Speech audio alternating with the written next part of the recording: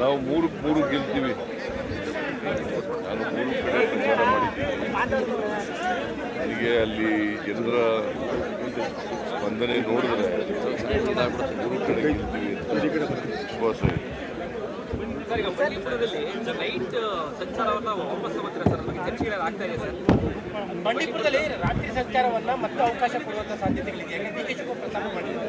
ಅದೇನು ಆ ಥರದ ಪ್ರಸ್ತಾವ ಇಲ್ಲ, ಆ ಥರದ ಚರ್ಚೆನೂ ಆಗಿಲ್ಲ, ಪ್ರಸ್ತಾವನೂ ಇಲ್ಲ. ಯಾರು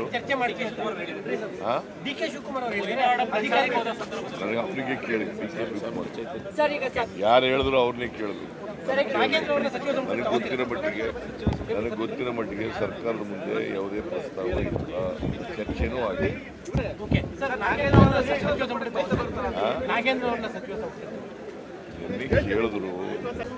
ನಿನ್ನೆ ಕೇಳಿದ್ರು, ನಾನು ಹೇಳಿದೆ ನೋಡೋಣಪ್ಪ, ಚುನಾವಣೆ ಎಲ್ಲ ಮುಗಿದ ಪರಿಶೀಲನೆ ಮಾಡಿ ಏನಾದರೂ ಪುನರ್ರಚನೆ ಮಾಡುವ ಸಾಧ್ಯತೆ ಇದೆ. ಸಂಪುಟ ಪುನರ್ರಚನೆ ಸಾಧ್ಯತೆ ಇಲ್ಲಪ್ಪ. ನಾನು ನಾಗೇಂದ್ರನ ಬಗ್ಗೆ ಹೇಳಿದ್ರೆ ಪುನರ್ರಚನೆ ಅಂತ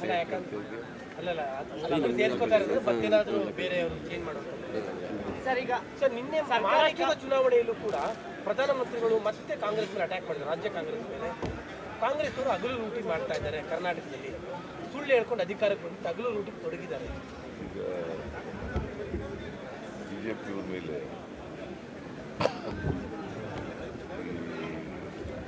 ಅನೇಕ ಆರೋಪಗಳು ಬರ್ತಾ ಇದ್ದಾರೆ. ಔಷಧಿಗಳು ಖರೀದಿ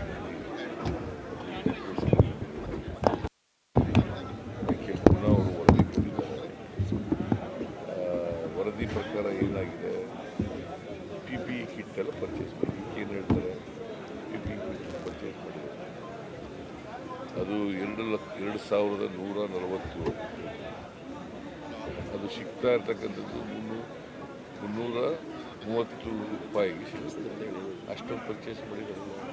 ಅದಕ್ಕೆ ಏನು ಹೇಳ್ತಾರೆ ನರೇಂದ್ರ ಮೋದಿ ಕೇಳಿದ್ರೆ, ಭ್ರಷ್ಟಾಚಾರ ಮಾಡಿರೋರು ಅವ್ರ ಸರ್ಕಾರ.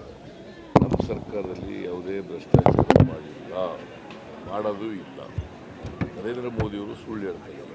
ಎಕ್ಸೈಸ್ ಡಿಪಾರ್ಟ್ಮೆಂಟಲ್ಲಿ 700 ಕೋಟಿ ಮಾಡಿಬಿಟ್ರು, ಒಂದೇ ₹1 ಮಾಡಿದ್ದೀವಿ ಅಂತ ಪ್ರೂವ್ ಮಾಡಿಬಿಟ್ರೆ ಅವ್ರು ರಿಟೈರ್ಡ್ ಫ್ರಮ್ ಪಾಲಿಟಿಕ್ಸ್. ಅವ್ರು ರಿಟೈರ್ ಆಗ್ತಾರ? ಅವ್ರು ಪ್ರಧಾನಮಂತ್ರಿ ಕೆಲಸ ಬಿಡ್ತಾರ? ಸುಮ್ಮನೆ ಏನೋ ಸುಳ್ಳು ಹೇಳೋದು. ಒಬ್ಬ ಪ್ರಧಾನಮಂತ್ರಿಯಾಗಿ ಸುಳ್ಳು ಹೇಳೋಕ್ಕೂ ಒಂದು ಇತಿಮಿತಿ ಇರ್ಬೇಕಲ್ಲ. ಹರಿಯಾಣ ಚುನಾವಣೆಯಲ್ಲೂ ಅದನ್ನೇ ಮಾತಾಡ್ತಾರೆ ಅವರು, ಮಹಾರಾಷ್ಟ್ರ ಚುನಾವಣೆಯಲ್ಲೂ ಅದನ್ನೇ ಕರ್ನಾಟಕನೇ target. Karnataka government government target ಮಾಡ್ತಾರೆ. ಯಾಕಂತಂದ್ರೆ ಇದು ಒಂದು ದೊಡ್ಡ ಸ್ಟೇಟು. ಅಸೆಂಬ್ಲಿನಲ್ಲಿ 136 ಜನ ಸೋತ್ಬಿಟ್ಟಿದ್ದಾರೆ. ಇವರಿಬ್ಬರು ಸೇರ್ಕೊಂಡು ಈಗ ಕರ್ನಾಟಕನ ಟಾರ್ಗೆಟ್.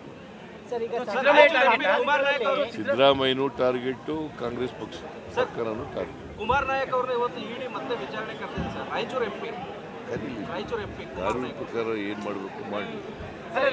ಸರ್, ಇಡಿ ಅವರು ಓವರಾಲ್ ಆಗಿ ಹಗರಣ ತನಿಖೆಗಿಂತ ಹೆಚ್ಚಾಗಿ ನಿಮ್ಮ ಪತ್ನಿ 14 ಸೈಟ್ಗೆ ಸಂಬಂಧಪಟ್ಟಂತೆ ಕಾನ್ಸಂಟ್ರೇಷನ್ ಜಾಸ್ತಿ ಆಗಿದೆ ಅಂತ ಅನಿಸ್ತಾ ಇದೆ. ಯಾಕೆಂದ್ರೆ ದೇವರಾಜ್ ಅವರು ಕರೆದಿದ್ರು ಮೊನ್ನೆ, ಈಗ ಕುಮಾರ್ ನಾಯಕ್ ಅವರು ಕರೆದಿದ್ದಾರೆ. ಈಗ ಅದು ಒಂದು ಇಡಿ ತನಿಖಾ ಸಂಸ್ಥೆ. ಅವ್ರು ಏನು ತನಿಖೆ ಮಾಡ್ತಾರೆ, ನಾವು ಅಡ್ಡ ಬರಲ್ಲ. ಏನು ತನಿಖೆ ಮಾಡ್ತಾರೆ ಮಾಡಿ. ನೀನು ಕೇಳ್ತಾ ಇದೆಯಲ್ಲ, ಪಡೆದೇವ್ರು ನೀನು ಕೇಳಿದ್ರ? ಅಲ್ಲ, ನೀನು ಕೇಳಿದ್ರ? ಮತ್ತೆ ಕೇಳಿದ್ರೆ ಯಾಕೆ ಕೇಳ್ತಾ ಇದೆಯಾ? ಒಯ್ಯೋ ರಾಸ್ಕಿ ನಿಮಗೆ ನಿಷ್ಪಕ್ಷಪಾತವಾಗಿ ನಡೀತಾ ಇದೆ ಅಂತ ಅನ್ನಿಸ್ತಾ ಇದೆಯಾ? ಈಗ ನಾನೇನು ಹೇಳಲ್ಲ, ಅದ್ರ ಮೇಲೆ ಕಾಮೆಂಟ್ ಏನು ಮಾಡಲ್ಲ. ಬಟ್ ಇಡೀ ಮೂಢ ಕೇಸ್ಗಳು ಎನ್ಕ್ವೈರಿ ಮಾಡ್ತಿರೋದು ಸುಳ್ಳು ಕೇಸ್ಗಳನ್ನು ಮಾಡ್ತಾರೆ. ಸರ್, ನಿನ್ನೆ ಜಮೀರ್ ಅಹಮದ್ ಹೇಳಿದಂಥ ಪದ ನಿಮ್ಗೆ ಏನಾದರೂ ಫಲಿತಾಂಶ ದೃಷ್ಟಿಯಿಂದ ಸಮಸ್ಯೆ ಆಗ್ಬೋದು?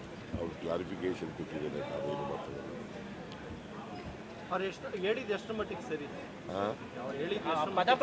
ನನ್ನನ್ನು ನರೇಂದ್ರ ದೇವೇಗೌಡರು ಸಿದ್ದರಾಮಯ್ಯನಿಗೆ ಸೊಕ್ಕು ಮುರಿತೀವಿ ಅಂದ್ರಲ್ಲ, ಅದು ಎಷ್ಟು ಮಟ್ಟಿಗೆ ಸರಿ? ಅದು ಬರೆದ್ರ ಚೀಫ್ ಮಿನಿಸ್ಟ್ರಿಗೆ ಸೊಕ್ಕು ಮುರಿತೀವಿ, ಗರ್ವಭಂಗ ಮಾಡ್ತೀವಿ ಅಂತ ಹೇಳಿದ್ರಲ್ಲ, ಅದೇ ನನಗೆ ಗೊತ್ತಿಲ್ಲ.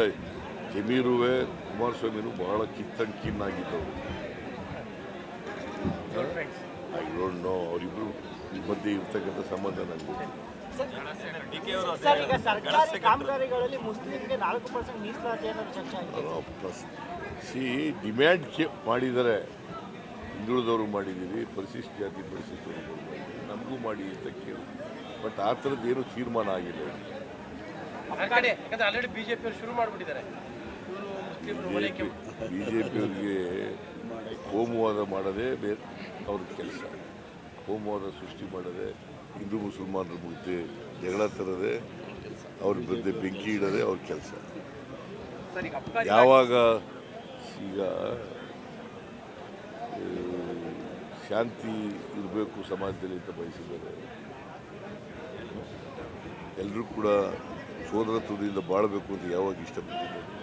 ಸರ್, ನಿನ್ನೆ ಅನಿಲ್ ಚಿಕ್ಕಮಾದವರು ನೆಕ್ಸ್ಟ್ ಚುನಾವಣೆ ನಿಮ್ಮ ನೇತೃತ್ವದಲ್ಲಿ ಆಗಲಿ, ನೆಕ್ಸ್ಟ್ ನೀವೇ 5 ವರ್ಷ CM ಆಗಲಿ ಅಂತ ಹೇಳ್ತಿದ್ದಾರೆ ಸರ್, ವೇದಿಕೆಯಲ್ಲೇ ಹೇಳಿದ್ದಾರೆ. ಅವರ ಅಭಿಪ್ರಾಯ ಹೇಳಿದೆ. ಸರ್, ಯಾಕಂದ್ರೆ ಸರ್ 3 ಚುನಾವಣೆ ನೋಡಿ ಸರ್ ಒಂದೇ ಸೆಕೆಂಡ್ ಸರ್